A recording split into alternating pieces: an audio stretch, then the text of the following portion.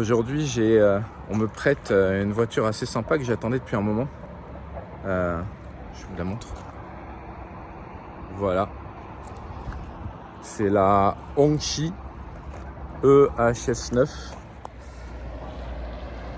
Et elle est plutôt... Enfin, moi, je la trouve sympa au regard. Elle a une gueule. C'est le designer de chez Rolls-Royce qui s'est amusé avec cette voiture. Donc, beaucoup de boulot, beaucoup de jeux avec les lumières, les LED, etc. Plutôt sympa. Une face avant digne d'un train, on va dire. Alors, elle vient en 6 ou 7 places. Avec différentes tailles de batterie. J'ai pas exactement tous les détails, mais je les mettrai dans la description. Par contre, voilà, grosse consommation. Ça, c'est clair. Je vais vous montrer après. On peut jouer aussi avec les feux sur l'arrière. Voilà. Et non, vraiment sympa, je trouve, pour une grosse familiale. Moi, j'ai eu des X en 6 places, 7 places. Et donc, le côté familial est important. Les poignées rétractables. Et l'intérieur, j'ai presque envie de dire digne d'une Rolls-Royce. Honnêtement, je crois que ce qui me fait le plus halluciner sur la voiture, c'est la qualité des matériaux et surtout la finition. L'isolation phonique est absolument dingue. L'espace ici, alors ici on a le 7 places qui est quand même avec une banquette bien plate, donc on a bien de la place. C'est je ne sais pas exactement comment je dois avancer mon siège. J'ai pas eu le temps de m'entraîner. Oh là, la banquette est lourde. Et derrière on a voilà. Après, ouais, qualité de finition plutôt très propre sur les coutures. Là, on a les informations chauffage, etc. Et vraiment, quand je m'assois, c'est juste. Alors devant, je suis en position très confortable, mais alors regardez la place que j'ai devant, quoi. C'est impressionnant. Juste impressionnant, complètement. Petit rangement. Le siège est super confortable et surtout, je peux m'incliner. Le siège, alors c'est la double banquette, mais elle est complètement inclinable. Je vous assure qu'on a vraiment une place, c'est plus que royal. Avec les petits repose-gobelets, absolument sympa. La qualité du cuir, je sais pas si c'est du cuir vegan, il faudra que je demande. Ici, le petit vide-poche. Il manquerait peut-être une tablette, histoire de chipoter un peu. Mais alors là, j'ai peu de place derrière, mais c'est normal, vu qu'ici on est en mode business class. On va dire, je peux avancer mon siège et garder un bon confort. Je vais le placer comme ça. Voilà, je garde encore un confort assez dingue. Au-dessus de ma tête, bon alors je suis pas grand, mais je fais 1,79. Et un panoramique absolument génial sur une ligne de tension. Voilà. J'ai les petites lampes. Là, il y a la petite enceinte sympa. Ici, les ventilations pour l'aération. Mais on va aller voir ce que ça va donner la place derrière. Je vais passer par ici pour...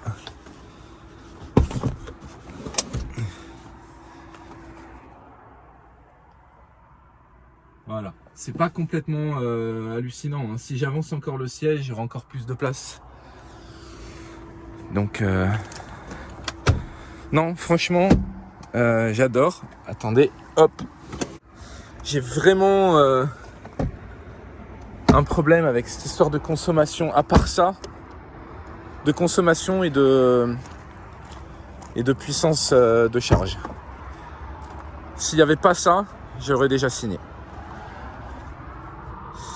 Alors, comment ça marche? Ah, c'est électrique. D'accord, d'accord. Mais c'est bloqué. C'est toujours l'effet démo, ça. Voilà. Il remonte électriquement également. Je pense que je dois le remettre à sa place. Voilà. Je vais y arriver.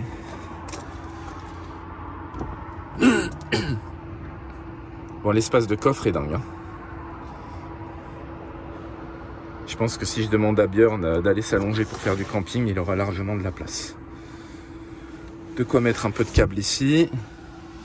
Alors à l'arrière, troisième rangée, on a aussi la ventilation, on a aussi l'écran pour gérer le chauffage et la clim.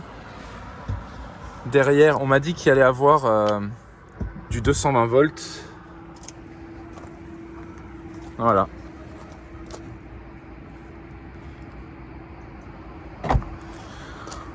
Voilà, dommage d'avoir mis deux pseudo-pots d'échappement. Alors par contre, cette voiture, elle est dingue. En dessous, tout est protégé avec du plastique pour contre tout ce qui est rouille, les graviers, le sable. Voilà. On va la rouler un peu, voir ce que ça donne. Alors je suis désolé, j'ai oublié mon matos, donc je vais faire quelque chose de pas bien. Je vais filmer en roulant, mais je vais pas rouler longtemps. La voiture n'a pas de bouton comme Audi ou quoi que ce soit pour démarrer. J'appuie sur le frein et normalement ça démarre. Voilà. Un écran là, un écran là, un écran là-bas. Si j'ai bien compris, il s'allume que quand il y a un passager. Parce que c'est vraiment un écran infotainment, enfin pour tout ce qui est regarder des films, etc. La vidéo, on peut connecter un USB, les photos, musique locale. Là j'ai mon GPS, téléphonie, j'ai pas connecté mon téléphone. Et là j'ai ce qui est charge. Là je suis à 94% et ça me donne 387 km d'autonomie. Je peux planifier les charges. Donc là, je peux régler ce que je veux charger au maximum, ma limite de charge. Ici, c'est mon utilisation. Donc, non, il veut vraiment pas me laisser, non? Je vais mettre la marche arrière, on va voir ce que ça va donner. Je peux choisir mes caméras, peut-être? Oui. Ah, j'ai le Bird View. J'aime bien. Et 3D. Vue 3D que je peux bouger. Ils auraient pu faire la voiture plutôt entière. On va voir ce que ça va donner. Quand je bouge les roues, c'est plutôt pas mal. Et maintenant, je vais passer en drive. Et je me demandais si je pouvais garder les caméras en roulant. C'est quelque chose que j'aime beaucoup chez Tesla, qu'il n'y a pas chez les autres. Oh, le confort, c'est impressionnant. Je suis sur du gravier un peu, enfin bien norvégien. C'est de la guimauve. Non, visiblement, je peux pas garder les caméras. Je vais regarder, voilà, l'utilisation, enfin ma consommation, pour voir un peu ce que ça donne. Alors, elle est ultra réactive, hein. C'est une électrique, ça marche bien. Je pense pas qu'on soit sur du niveau de performance des Tesla, mais si je mets gaz, ça envoie du pâté, quoi. Pas de problème. Ça tire bien le poids de la voiture. Et là, on va mettre l'assistance à la conduite. Je sais pas comment on appelle ça. Ok. Voilà. Ok, Line Keeper.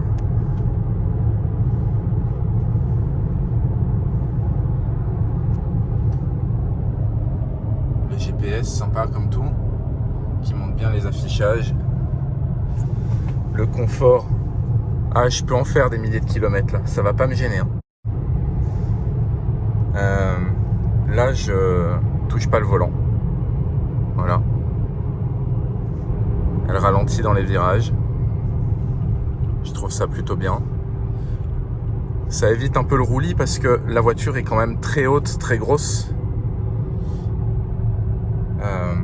L'interface est plutôt sympa. Pas désagréable aux yeux en tout cas. Je peux changer un certain nombre de choses évidemment. Alors par contre l'utilisation, voilà, là on est à 44 kW pour 100 km. C'est un petit peu léger quand même. Hein. Bon, les choses habituelles, voilà. Vraiment le confort, c'est un truc de malade. J'aime beaucoup ça. Les informations GPS sont absolument hallucinantes. Avec les panneaux, enfin on croirait voir la route. Et l'écran là-bas, ben, je sais pas trop ce qui s'y passe. Il devrait s'allumer. Il y a normalement possibilité de regarder un film. Voilà. Je sais pas trop quel bouton toucher. J'ai peur de faire une bêtise. C'est assez... J'avoue, c'est bluffant. L'isolation phonique, c'est une autre planète. Comparé à du Tesla Model 3 ou même Y. Hein. Faut quand même le dire. On est quand même en dessous de l'isolation phonique d'une Audi. Mais ça après... Det mye ting jeg kan gjøre. Vil du prøve da? Bon, j'ai jamais possédé de Rolls, mais ça donne une petite idée de ce que ça fait d'être assis dans une belle voiture bien luxueuse. Et j'ai quand même l'impression d'être dans un camion, c'est-à-dire de survoler tout le monde. Oh, une facilité de direction. Honnêtement, je suis sous le charme. J'adore. J'aime le design un peu disruptif, un peu, ça va gêner pas mal de monde. Moi, j'aime bien ce genre de bagnole. Typiquement, le Cybertruck, pour moi, c'est fabuleux. Pourtant, ça choque énormément de gens comme design. Vraiment, si je dois avoir une critique, c'est sur la consommation. Et il y a tout le monde qui monte la voiture du doigt, c'est impressionnant. Sur la consommation et la puissance de charge. C'est quelque chose, il va falloir que je vois un peu dans le temps s'ils arrivent à améliorer. Je sais que les batteries qu'ils utilisent, c'est les mêmes batteries que BYD. Sur la BYD Tang. Donc à voir. D'après ce que j'ai lu, c'est quand même réputé pour être des batteries fiables. Maintenant, il faut quand même dire une chose, c'est qu'il y a des gna, c'est des Chinois, il n'y a pas de concession, il n'y a pas de machin. Alors déjà, les Chinois, on va dire les choses, hein. S'ils font de la qualité comme ils l'ont fait ici, ils mettent une fessée à beaucoup de monde. Parce qu'ils sont vraiment très très bons, les ajustements sont parfaits, partout. Et la deuxième chose, alors je ne sais pas ce que ce sera en France, mais en Norvège, des concessions, ils ont signé avec le distributeur de Renault,